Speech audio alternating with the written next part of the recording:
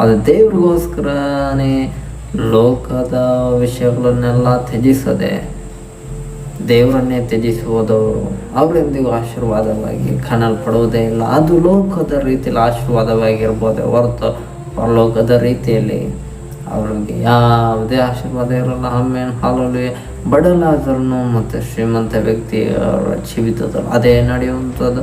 ಬಡಲಾದ್ರೂ ಲೋಕದಲ್ಲಿ ಭಿಕ್ಷೆ ಬೇಡ್ಕೊಂಡಿದ್ದನು. ಆಮೇಲೆ ಹಾಲಲ್ಲಿ ಅವನನ್ನು ನೋಡಿದೆ ಎಲ್ಲ ಜನರು ಬೈಕ್ ಅಂತಾನೆ ಇದ್ರು. ಆಮೇಲೆ ಹಾಲಲ್ಲಿ ಇವನೊಬ್ಬ ದೇವ್ರ ಮಗನ, ಇವನೊಬ್ಬ ಪರಲೋಕಕ್ಕೆ ಹೋಯ್ತಾನ ಅಂತ ಯಾರು ಕೂಡ ಮನಸ್ಸಲ್ಲೂ ಕೂಡ ಊಹೆ ಮಾಡ್ಕೊಂಡಿರಲ್ಲ ಅನ್ಸುತ್ತೆ. ಆಮೇಲೆ ಹಾಲಲ್ಲಿ ಆದರೆ ಲೋಕದ ಜನ ಎಲ್ಲ 100% ಅನ್ಕೊಂಡಿರ್ತಾರೆ ಈ ಶ್ರೀಮಂತ ವ್ಯಕ್ತಿ ದೇವರಾಜಕ್ಕೆ ಹೋಗ್ತಾನೆ ಅಂತ. ಆದರೆ ಅವನೆಲ್ಲೋದ ಪಾತಾಳಕ್ಕೆ ಹೋಗ್ಬಿಟ್ಟು ಆಮೇಲೆ ಹಾಲಲ್ಲಿ ಮುಂದೆ ಎಲ್ಲಿ ಹೋಗ್ತಾನೆ, ಮುಂದೆ ನರಕಕ್ಕೆ ಹೋಗ್ತಾನೆ. ಅವನಿಗೆ ಅದೇ ಪ್ರಮೋಷನ್. ಆದರೆ ಬಡಲಾದರೆ ಎಲ್ಲೋದ ಅವನು ಅಂದರೆ ಅವನು ಪರದೇಶದಲ್ಲಿದ್ದಾನೆ. ಮುಂದೆ ಎಲ್ಲಿ ಹೋಗ್ತಾನೆ ಅಂದರೆ ಅವನು ಪರಲೋಕದಲ್ಲಿ ಹೋಗ್ತಾನೆ. ಆಮೇಲೆ ಹಾಲಲ್ಲಿ ಯಾವಾಗಾರು ಆಸೆ ಪರಿಣಾಮ ಬರುತ್ತಾ ಅವಾಗಲೇ ಕೃಪೆಯ ಸಭೆಯ ಜನರು ಮತ್ತು ಸತ್ತವರು ಮೊದಲೆದ್ದು ಬರುವರು. ಅಂದರೆ ಇವಾಗ ಪರದೇಶದಲ್ಲಿರುವ ಎಲ್ಲರೂ ಎದ್ದು ಬರುವಂಥವರಾಗಿದ್ದಾರೆ. ಅವರು ನಾವು ಒಟ್ಟಿಗೆ ಪರಲೋಕದಲ್ಲಿ ಹೋಗುವಂಥವರಾಗಿದ್ದೇವೆ. ಆಮೇಲೆ ಅಲ್ಲಿವರೆಗೂ ಪರಲೋಕದಲ್ಲಿ ಯಾವುದೇ ಲೋಕದ ಮನುಷ್ಯರ ಆತ್ಮಗಳು ಪ್ರವೇಶ ಮಾಡುವುದಿಲ್ಲ. ಆಮೇಲೆ ಅದು ದೇವರ ನಿಯಮವಾಗಿದೆ. ಅಲ್ಲಿಯವರೆಗೂ ಕೂಡ ಹೀಗೆ ದೇವರು ತನ್ನ ಅನೇಕ ಲೋಕಗಳನ್ನು ಸೃಷ್ಟಿ ಮಾಡಿ ಆತನು ಇಟ್ಟಿದ್ದಾನೆ. ಆಮೇಲೆ ಹಾಲೆಲೂಯಾ. ಹಾಗಾದರೆ ಬಡಲಾಜರನು ದೇವರ ರಾಜ್ಯದಲ್ಲಿ ಸೇರಿಕೊಂಡವನು. ಅವನು ಲೋಕದೆಲ್ಲ ಆಶೀರ್ವಾದ ತ್ಯಜಿಸಿಬಿಟ್ಟನು. ಆದರೆ ಅವನಿಗೆ ಬೇಕಾಗಿದ್ದೇನು ಪರಲೋಕದ ಆಶೀರ್ವಾದ. ಅದನ್ನು ಗ್ರಿಪ್ಪಾಗಿ ಹಿಡ್ಕೊಂಬಿಟ್ಟಿದ್ದ.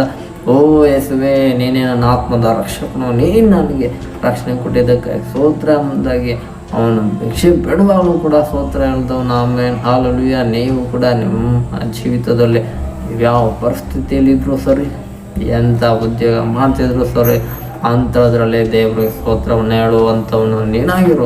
ಅದು ನಿನಗೆ ಆಶೀರ್ವಾದ. ಅದು ನಿನ್ನನ್ನು ಪರಲೋಕ ರಾಜ್ಯಕ್ಕೆ ಸೇರಿಸುವಂಥದ್ದಾಗಿದೆ. ಆ ಶ್ರೀಮಂತ ವ್ಯಕ್ತಿ ಅಯ್ಯೋ, ಅವನಿಗೆ ಅರಮನೆ ಎಲ್ಲ ಇದ್ದು, ಜಮೀನು ಎಕರೆಗಟ್ಟಲೆ ಜಮೀನೆಲ್ಲ ಇದ್ದು, ದೇವರೇ ನಾನು ನಂಬು ಅಂದಾಗಿ ಆ ಬಡಲಾದ್ರೇ ಆ ಶ್ರೀಮಂತ ವ್ಯಕ್ತಿಗೆ ಸ್ವಾರ್ಥ ಹೇಳಿರ್ತಾನೆ. ಆದರೂ ಅವನು ಏನು ಮಾಡಿರಲ್ಲ. ಆ ಏಸು ಅಂತ ಈ ದೇವರು ಅಂತೆ ಅವನು ನಾನು ಯಾಕೆ ನಂಬ್ಕೊಳೋಣ ಅಂದಾಗ ಹೇಳಿ ಏಸುವನ್ನೇ ತಿರಸ್ಕಾರ ಮಾಡೋದಂತ ಶ್ರೀಮಂತ ವ್ಯಕ್ತಿ ಅವನು ಸತ್ ಮೇಲೆ ಎಲ್ಲ ಹೋದ. ಪಾತಾಳಕ್ಕೆ ಅವನ ಆತ್ಮವಾಯಿತು. ಅವನಿಗೂ ಯಾವುದೇ ಲಾಭನೇ ಇಲ್ಲ ನೋಡಿ. ಯಾಕೆಂದರೆ ಅವನ ಆತ್ಮ ಯುಗಗಳು ಕಳೆದರು ಯಾತನೆ ಪಡುತ್ತಾ ಇರುತ್ತೆ. ಆಮೇಲೆ ಹಾಲೆಲೂಯಾ. ಅವನಿಗೆ ಲೋಕದ ರೀತಿಯಲ್ಲಿ ನೋಡುವಾಗ ಎಲ್ಲ ಆಶೀರ್ವಾದವಾಗೇ ಇತ್ತು. ಲೋಕದ ಜನ ಅಂದ್ಕೊಂಡ್ರು ಇವನ್ನ ಪರಲೋಕಕ್ಕೆ ಹೋಗ್ತಾನೆ ಅಂತ. ಆದರೆ ಅವನು ಹೋಗಲೇ ಇಲ್ಲ. ನೀವು ಲೋಕದ ಜನರನ್ನು ಮೆಚ್ಚಿಸುವುದಕ್ಕೋಸ್ಕರ ಬದುಕ್ತಿದ್ದೀರೋ ಅಥವಾ ದೇವರನ್ನು ಮೆಚ್ಚಿಸಲು ಬದುಕುತ್ತಿದ್ದೀರೋ ಎಂದು ನಿಮ್ಮನ್ನು ನೀವು ಪರಿಶೀಲಿಸಿಕೊಳ್ಳಿ ಎಂಬುದಾಗಿ ದೇವರ ಆತ್ಮನು ನಿಮ್ಮ ಸಂಗಡ ಮಾತನಾಡ್ತಾ ಇದ್ದಾನೆ.